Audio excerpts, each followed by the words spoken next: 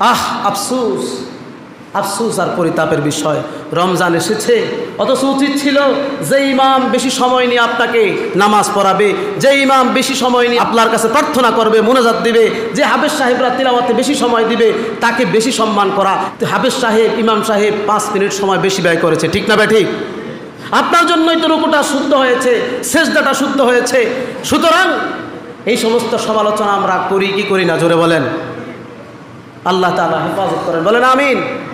আরো জোরে বলেন আমিন। হ্যাঁ রামা, কথাগুলো সঠিক কথা।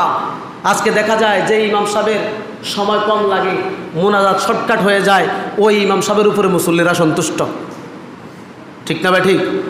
ওই ইমাম সাহেবের উপরে মুসল্লি সন্তুষ্ট, অথচ প্রয়োজন ছিল যিনি বেশি সময় নিয়ে আমাদেরকে সময় দেন তার উপরে বেশি সন্তুষ্ট থাকা, তাকে বেশি সম্মানিত করা, তাকে বেশি পুরস্কারে পুরস্কৃত করা, ঠিক না ভাই ঠিক?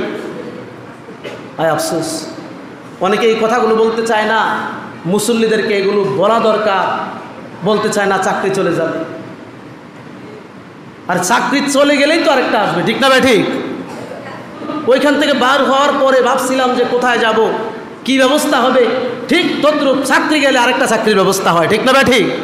এক জায়গায় জুমা পড়াইছি, এইখানে মাগরিব পড়াইছি, আরেক জায়গায় এশা পড়াইছি, মনে আসতেছে এখনো 3 জায়গায় এট এ টাইম মসজিদ, ঠিক কোথায় যাব সিদ্ধান্ত নিতে পারি না। শহরের কাছাকাছি এবং লেখাপড়া আছে বলে এইখানে থাকা। সুতরাং ভাইয়েরা আমার, বিষয়টা এটা না, বিষয়টা হচ্ছে সবাইকে এটা বোঝা দরকার যে শরীয়ত কোনটা বলে, আমার রব কোনটাতে সন্তুষ্ট। রবের কালামে ফাক তিলাওয়াত হচ্ছে, তাড়াহুড়ো করার প্রয়োজন নাই।